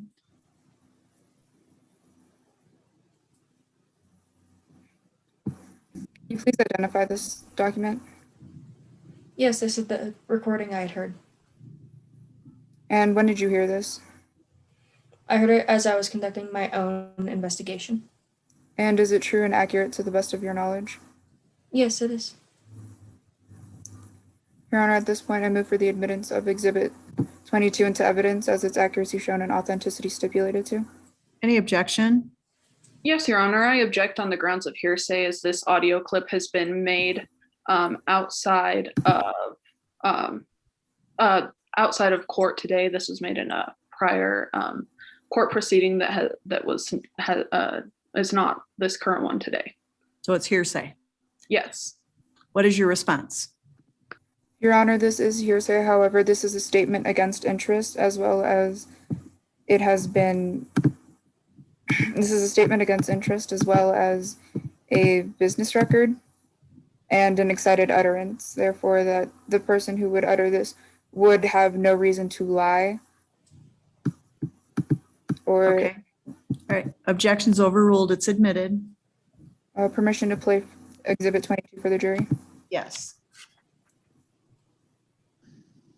I'll get you back, Brackman, if it's the last thing I do. Now, Professor Van Owens, can you tell the court more about Blair Rollins? Yes, as I was also looking into it, I found out that Blair Rollins and Avery Becker had the same body shape and size. I also found out that Blair Rollins was missing the day of the murder. And when I had tried to track her, I found out that they had disappeared after graduation, and I believe it is safe to say that they are no longer in Colorado. And what else did you find on Blair Rollins? I also found out that Blair Rollins and Alex Afuentes were friends, which would mean that it could have been easily, Alex Afuentes could have stolen Becker's phone and used it to make those fake text messages with Blair Rollins and making Avery Becker a suspect. And are there any other ways that Blair could have gotten Avery's phone? If Cifuentes helping Rollins is too cloak and dagger for you, it is also possible that Rollins had found Becker's phone themselves. Becker had supposedly lost their phone at the Fry Shack, which is a very popular place for high school students, meaning that it could have just so happened that Blair Rollins could have found the phone themselves and created those fake text messages. And in your professional opinion, based on the evidence presented, do you believe that Avery Becker committed this crime? No, I do not. Although it is an option, the prosecution had only looked into evidence on Avery Becker and nobody else. Therefore, we will never know if Becker had or had not committed the crime. Thank you, Your Honor. No further questions. Cross-examination, please. Yes, Your Honor. You have assisted the defense in building material for their case. Yes, I have. To do this, you conducted your own investigation. On those I believe were neglected by the police, yes. That you turned into a report. Yes, I had. This report was made after reviewing the case material provided by Detective Markowitz. Yes. And Kyle Cusack. Yes. And you were present in court today when both of them testified. Yes, I was. You were here when evidence was provided to show that a physical altercation did occur. Can you please restate that? You were here and heard the testimony that both Detective Markowitz and Kyle Cusack presented that proves that a physical altercation occurred. Yes, there is very little evidence that points to that. And yes, it could have happened, but that doesn't necessarily mean it did. But there is evidence. Slight, yes. And both Markowitz and Mr. Kuzak can attest to that. Yes. Both who have been entered as expert witnesses. Yes, they had. You also heard the testimony that points towards a knife from the residence being used in the murder. Yes. That Kyle Kuzak stated in his direct examination. Yes. However, you disagree on this fact. That is true. And you came up with your own theory. Yes, I had. After being hired by the defense. Yes. Is this the first time you've worked with the defense? This defense, yes. Other defenses, no. In fact, you have only ever worked with the defense. Yes, that is true. And never in accordance with the prosecution. No, I have not. And each job that you take on has to hire you. Yes, it's my best way of making a living. As an independent private investigator. As well as other places, but yes. And because you operate independently, you are paid for your services. Yes, I was. And you were hired for this case? Yes. And you were being paid to write your own theory for the defense? Yes, I was. In fact, for this case, you have already received just under $1,000 or $7,000. To do my best work, yes. And are expected to receive another $1,000 after your testimony here today. Depending, yes. Your work, moving on, I'd like to direct your attention to your time spent at the Aurora Police Department. Your work experience started at the Aurora Police Department? Objection, Your Honor. This was asked and answered on voir dire. Overruled. Go ahead. Your work started at the Aurora Police Department? Yes, it had. And this job led to an incident on duty? Objection, Your Honor. My client cannot testify to this as she had signed a confidentiality agreement, and therefore both parties are not here to testify. What is your response? In the witness's affidavit, it states that she's not allowed to talk about the amount of money the settlement was reached at the end of that trial, but she does state that an incident did occur and that she did disclose in her affidavit. Okay, objection's overruled. Go ahead. And this job led to an incident on duty? Yes, an incident in which I was fully cleared of wrongdoing, and also I am not allowed to talk about it whatsoever. An incident that led you to quit your job at the department? Yes, and I pursued my master's degree in criminal justice. And left you with a strong distaste for police practices? Yes, I don't agree with a lot of them. Yet you came into this case knowing that police procedures and practices would be a large part of the evidence. Yes, that is true. Even though you disagree with them strongly. Most of them, yes. And you have written a statement against these procedures for the defense's case? Yes, I had. Moving on to your prior knowledge of Kyle Kuzak. You knew Kyle Kuzak before this case? Yes. In fact, you've worked with him before? Yes. Even before you were asked to give an opinion on this case? Yes, I had. And with this prior connection, you still agreed to give your opinion? Yes. Against a man that you find generally egotistical and full of himself? I personally like Kuzak. I just believe that once you put something into their mind, that's what they go with. Is that a yes or a no? Yes.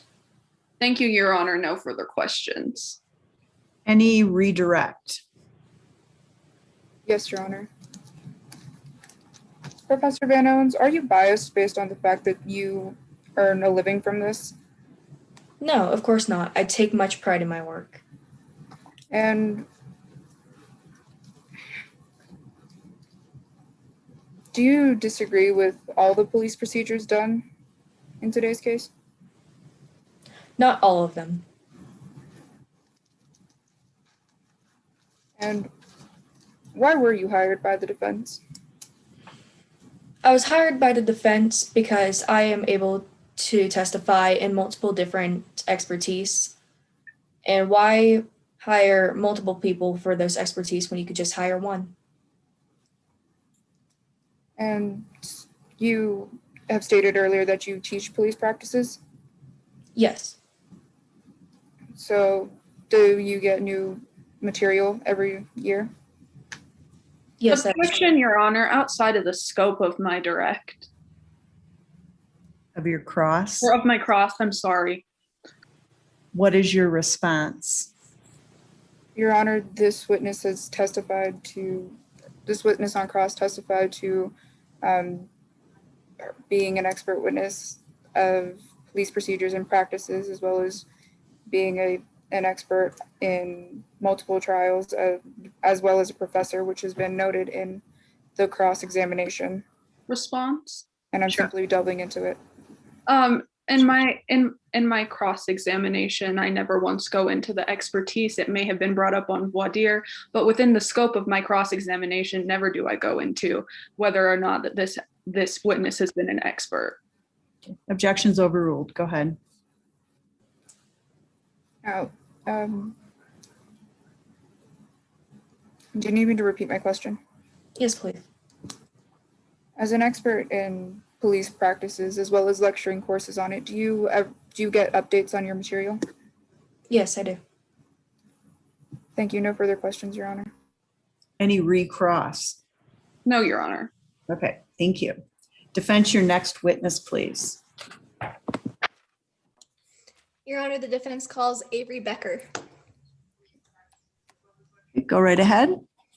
Please state your name, spelling the last for the record. Avery Becker, Becker. And how old are you? I'm 18. What school did you attend? I was a senior last year at Colorado High School, or CHS. Did you do any clubs or sports in school? I was on the CHS mock trial team all 4 years of high school. Did you enjoy participating in mock trial? Yes, I was looking forward to winning Best Attorney in the State award. And who was the coach on the team? Mackenzie Brackman. Let's talk about your relationship with Brackman. What was it like? Brackman was always criticizing my work. He thought I should have every question written out, and it was a common argument between us. How else would you describe it? It was rocky. We never got along, but just because we'd fight doesn't mean I'd break into his house or even kill him. Did he ever punish you? Brackman was going on about my lack of preparation and demoted me to the B team. What happened after you were demoted? My best friend Taylor quit the team, and Brackman had no choice but to put me back on the A team.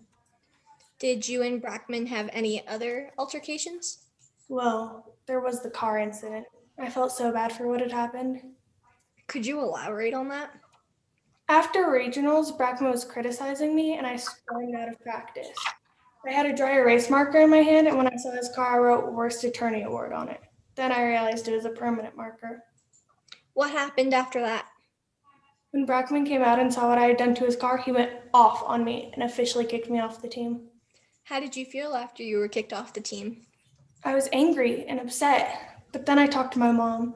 She calmed me down, and I decided to go to Brackman's office the next day to apologize, but he wouldn't see me. I texted him saying I was sorry, but he never responded. I never got to apologize in person either. Let's talk about the text messages between you and Alex Fuentes. You heard Alex testify about them? Yes, I did. Could you refer to Exhibit 14? Yes. Did you send those messages? No, I never texted Alex. Alex would be the absolute last person I'd go to for help on anything. What was your relationship between Alex and you? Alex is such a brown nose. I don't know why she pretends we were friends. We've never gotten along. If you weren't friends, why would you text her about trashing Brackman's house? I didn't even know where Brackman lived. Even if I did, he would have called the cops immediately if he saw me because of what I did to his car. Let's move on to the day that Brackman was killed. Where were you? I was with Taylor the whole day. Why? The day before, we had gone to the Fry Shack and then later the mall before going home. Then the next morning, I couldn't find my phone, so me and Taylor ditched school to go look for it.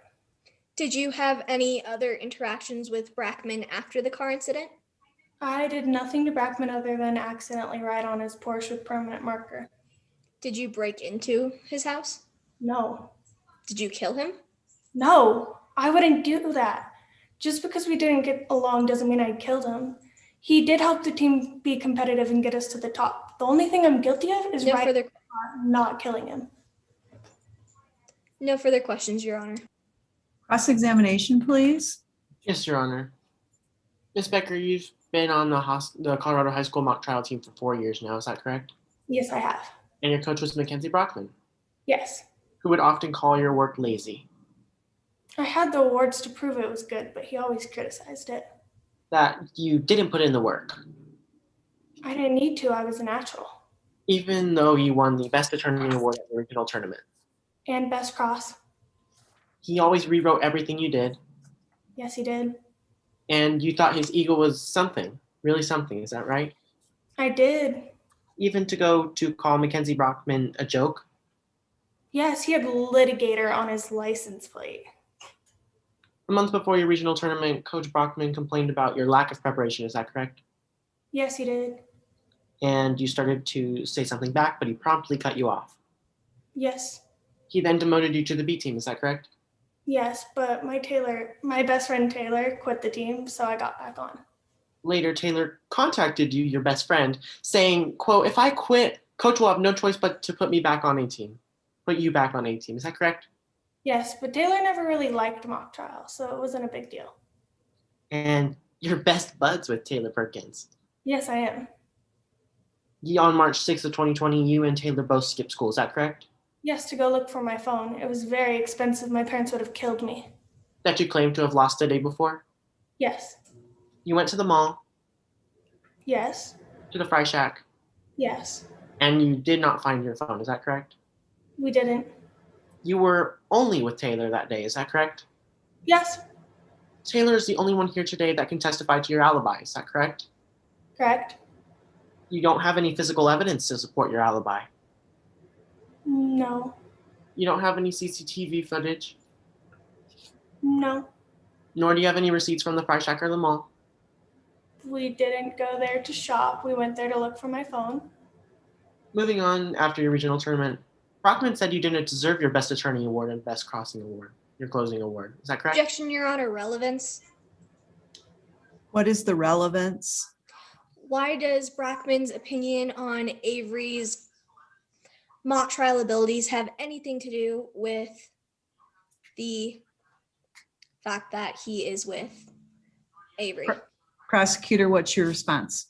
Your Honor, as an offer of proof, this is going towards motive and intent for what Ms. Becker could have done with the relationship between her and Mackenzie Brockman. Objections overruled. Go ahead. Moving on, after your regional tournament, Mackenzie Brockman said you didn't deserve your Best Attorney and Best Closing Award. Is that correct? Yes, it is. That you relied exclusively on your looks? It was probably the only compliment he's ever given me. You thought Brockman would congratulate you. I did. We won, and I got awards. I don't know why he wouldn't. And that made you angry. Yes, it did. You didn't want to be being insulted. Is that correct? Can you repeat that? I didn't hear. You didn't want to keep being insulted. Is that correct? Correct. You then stormed out of practice? Yes, and then I did something that I regret. One of the worst things I've done. With a black marker in your hand, I thought it was a dry erase marker. you then wrote across in giant letters, Worst Attorney Award, on his Porsche. So bad. I even offered to scrub it off or get a summer job to pay to repaint it.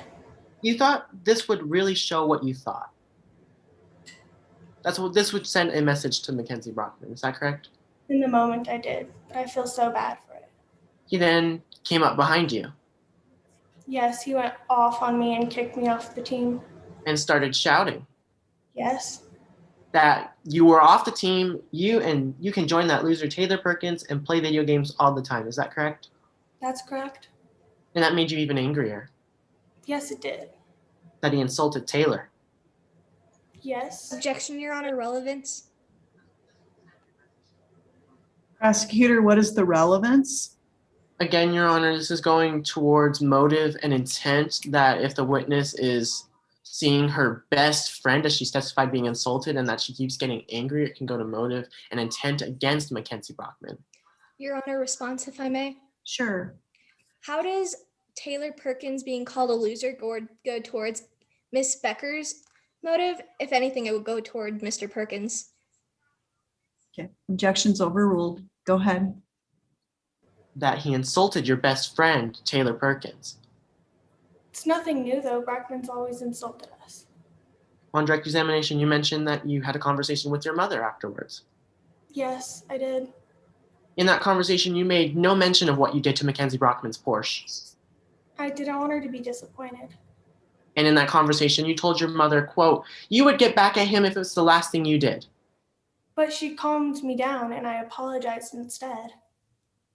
Thank you for that response. But my question was, you said to your mother, you would get back at him if it was the last thing you did. Yes or no? Yes, I said that, but then she calmed me down. Is that a yes or a no? I said yes. Thank you. No further questions at this time, Your Honor. Redirect, please. Yes, Your Honor. Why did you say that to your mother? I was angry and upset. But she did calm me down, and I tried to apologize instead. Did you mean it? In the moment, I suppose, but I didn't act upon it. Instead, I apologized. Going back to what opposing counsel mentioned during their cross, did Brackman calling Taylor a loser have anything to do with you being angry? No, I was used to Brackman insulting us. Why? It was just a common thing. He always got on my back about my work, calling me lazy and all sorts of names. Other than the car incident, did you do anything to harm or do anything else to Brackman? No, I only tried to apologize. I never tried to harm him. No further questions, Your Honor. Any recross?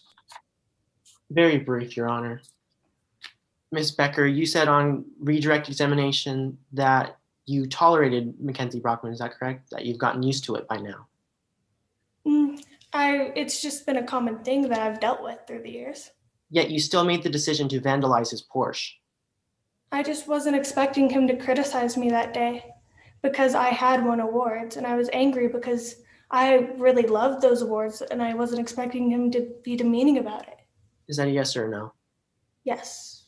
Thank you. No further questions, Your Honor. Okay. Right. Defense, any other witnesses? No, Your Honor. At this time, the defense rests. Right. Prosecution, your closing argument, please.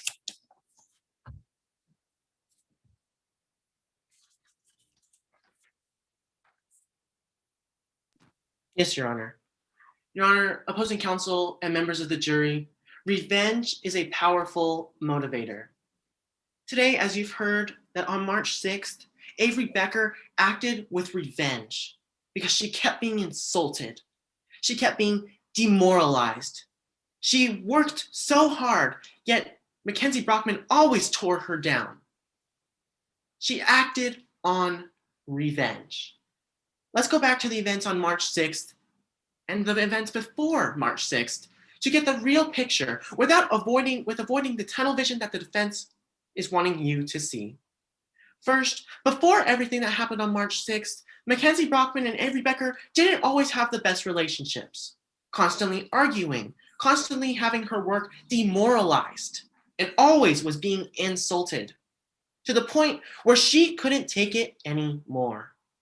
She then, with the intent to vandalize Mackenzie Brockman's Porsche, regardless of whether it was a permanent or dry erase marker, she went with the intent to vandalize Mackenzie Brockman's Porsche, to write Worst Attorney Award, to send a message. Promptly afterwards, she got kicked off the team and begged to get back on the team, even going to lengths to talk to her technically ex-best friend, Alex Cifuentes, saying in those text messages, if he's mad about what I did to his car, just wait until he sees what I do to his house. The intent to burglarize and vandalize Mackenzie Brockman's residence. Second-degree burglary and criminal intent. You can see that on March 6th, as you can see from exhibits 14, 15, and 15B, from approximately 12:45 to 12:55, Avery Becker took Rock Creek Parkway to Mackenzie Brockman's residence at 444 South Flower Street. There, with the intent to burglarize and vandalize the residence from 1:05 to 1:17 p.m., she broke in through the back door. But unbeknownst to her, Mackenzie Brockman was home. Mackenzie Brockman, hearing the Ring video and her banging on the door, arms himself with the chef knife from Exhibit 5 to fight off the impending burglar. Unbeknownst to them, this burglary would go wrong, as you've heard from Kyle Kuzak. Then a struggle ensued, as you can see from the evidence from Exhibits 9 and 18, that suggests that a struggle occurred between Avery Becker and Mackenzie Brockman, and ultimately, Avery Becker was forced to commit murder. In the event that she had to cause harm to get away with burglary, to get away with revenge. Ladies and gentlemen of the jury, the defense wants you to see that their tunnel vision case, however, their tunnel vision case excludes a lot of the evidence. Firstly, you heard from Taylor Perkins, who constantly changed his answer numerous times, testifying that he would support the little things by quitting the team for Avery Becker. Is it truly a little thing to quit the team so your best friend can get their spot back? That is not something minuscule. That is not a little thing. That is a big thing, saying that he would support her whenever she had anything. What's to say he's not supporting her now with his testimony? Then we go to Professor Blake Van Owen, who has testified that he has a bias not only against the police itself, but also crime scene reconstructionist Kyle Kuzak.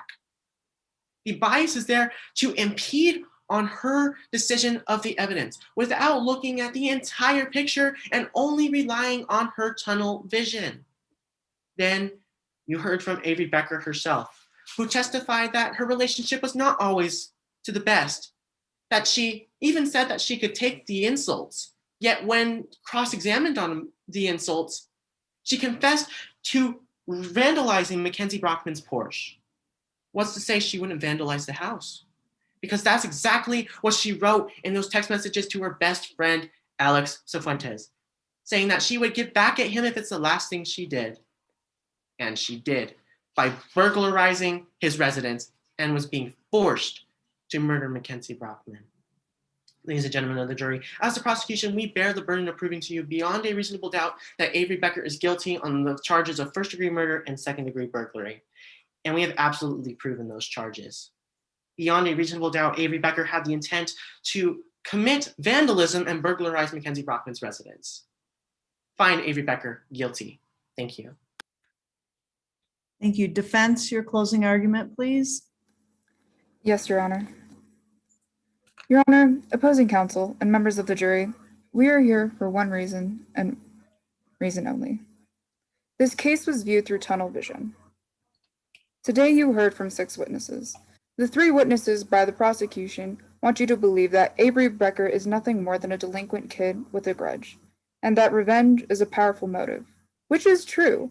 However, is revenge wanting to apologize for an act? Is revenge wanting to get a summer job to pay for a very expensive paint job? Is revenge wanting to go and apologize?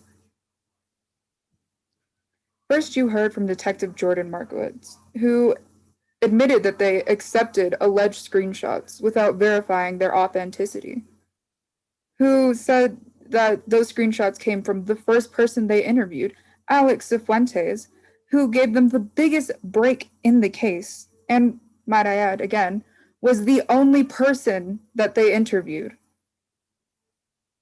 Next, you heard from Kyle Kuzak, who wants you to believe that a dying man who was bleeding substantially was able to grab a relatively large chef's knife out of their back and base this evidence off of a broken plate, some scuff marks that we don't know and cannot be definitively tied into today's case, and a fallen chair.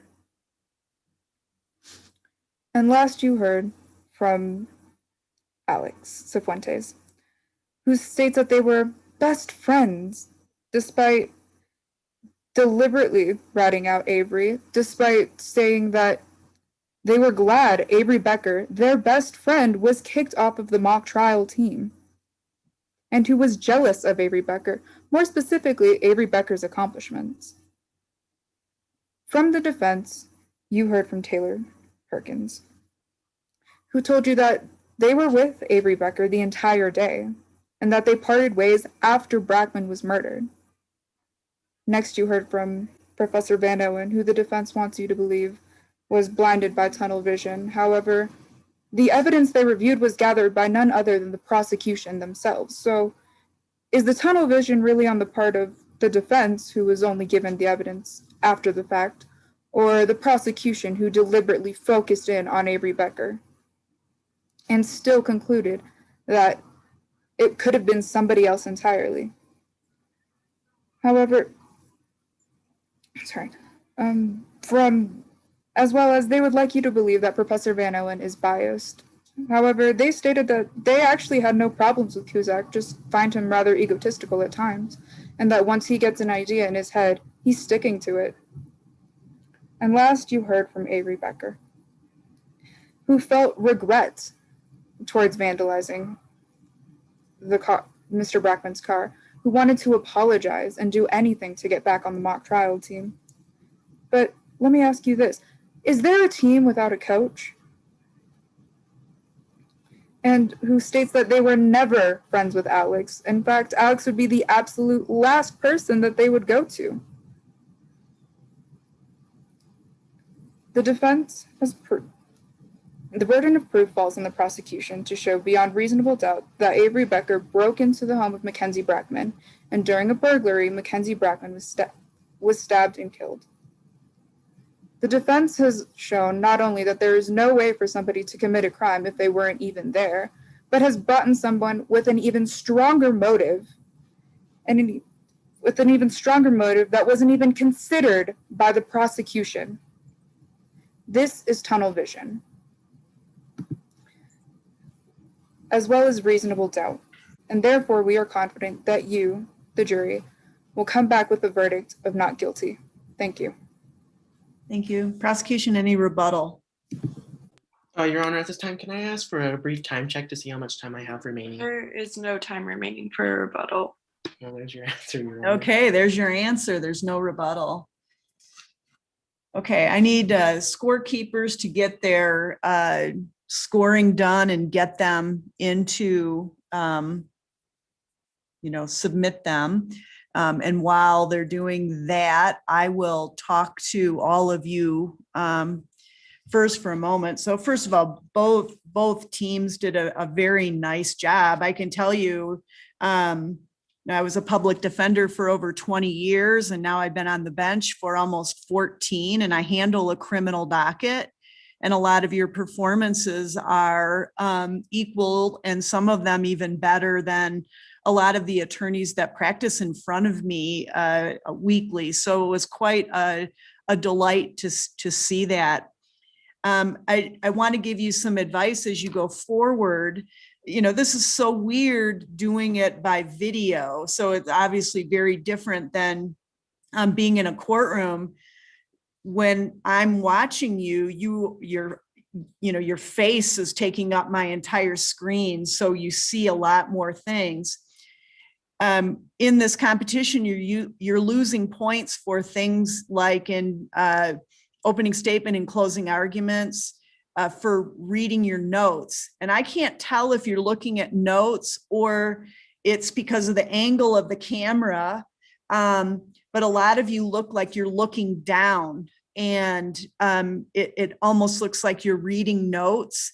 And if not, you're certainly not making eye contact with your audience. So play with your cameras and make sure that you are looking right at the camera when you are making those arguments. And then other things, I noticed like sometimes camera angles were looking up, and so I'm looking up at you this way, or if you're looking down, when you're looking out, it looks like your eyes are closed. So the point being, adjust your cameras to make sure that you are looking right at your audience when you are speaking with them not at yourself or at the witness that you're examining or whatever. Watch your time. So obviously, Will ran out of time for his rebuttal. And I think it was Jaden who did the opening statement, also ran out of time. Those are big things that they look at in the competition, that you're making good use of your time and you're aware of your time. So be careful though, those are a big thing. The best advice I can give you too is just be yourselves. Some of you did really well. Jet was a great witness. Who else?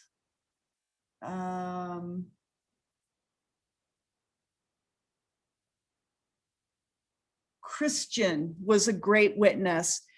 And I think, you need to be yourself. Attorneys need to be themselves. Will was probably, his demeanor as a prosecutor is probably the closest to the demeanor of prosecutors that I see on a daily basis in my courtroom. I thought he did a better job on direct than his closing argument, because he, along with some of the others, are trying to act like, I don't know, what you think an attorney acts like or something. Try not to be over dramatic. Be yourself. Just be yourself. Have inflection in your voice. Just talk to us. You have more credibility by being yourself and acting natural in your portrayal as an attorney than you do as trying to be dramatic and act like you think that an attorney is supposed to be acting. I don't know if that makes sense. The other thing is I think a lot of you need to punch up your cross-examinations. Direct is a conversation, and you all did directs very well, where the highlight is on, the spotlight is on the witness, and you're getting that information out and you're able to get out that good content. You all did that very well. On cross-examination, that's all about the attorney. You need to shine. You need to punch it up. You need to be louder. You need to be more forceful with your questions. You want to be that attorney that, when this person gets up to cross, when this lawyer gets up to cross, that everybody perks up and leans forward in their chair because they know it's going to be good. And so punch up that cross-examination. That's your opportunity to shine. And I think you all also need to work a little bit harder going forward on your objections. You recognize that there's an objection to be made, and some of you did a very good job of making those objections. Some of you kind of had an in-the-face moment of not knowing how to respond to those objections. You know what's objectionable, you know what the other side's going to object to, and you need to be prepared with that. Some of you, a very, very good job, but other of you just didn't know how to respond to that. So work a little bit before the next round on having those, being prepared for those objections and responses. Do either of my panelists want to make any comments to the performers? Yes. Hi there. Well, congratulations to everyone. This is, I don't know, my 8th or 9th year doing this. And every year I'm so impressed with all the professionalism of young people. And I just wish that when I was in high school, I had the opportunity to participate in mock trial. This experience for you is certainly preparing you for lots of things in life, even outside of the courtroom. And hopefully you'll never be in a courtroom unless you're an attorney. But so I just want to congratulate all of you. Something else, the awkwardness of doing things on Zoom. But I think that even as Jess Groves may say, is that she's even having to do Zoom a lot more than she ever imagined. And so you learning this technology is also preparing you for the future. You know, in my business this year, every client meeting has been with Zoom. So I kind of learned Zoom whether I liked it or not. So congratulations to all of you. I think you are not only are exceptional young people, but have exceptional futures ahead of you. So I'm glad I got to observe. Okay, Ms. Kaiser, do you want to say something?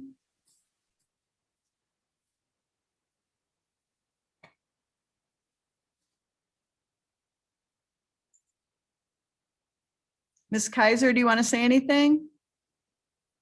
Okay, well, thank you, everybody. Good job and good luck in your next round.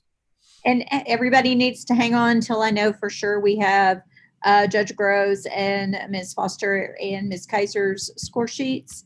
And I want to take a chance, this opportunity to thank Judge Groves and the rest of the scorekeepers for being with us this Saturday afternoon. We could not do this without you or the students, and congratulations to all of the students. We love watching you.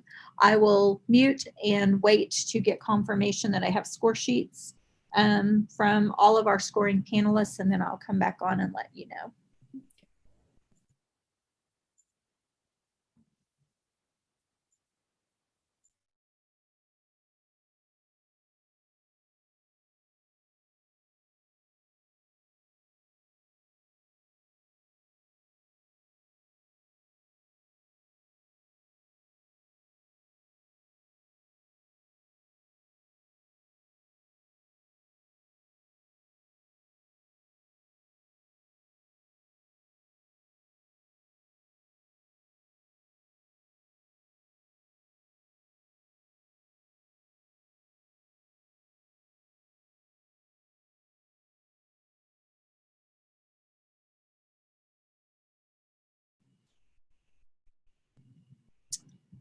It looks like I have all three scoring panelists' score sheets. Ms. Kaiser, did you want to offer feedback to the students before I shut down our courtroom for the day?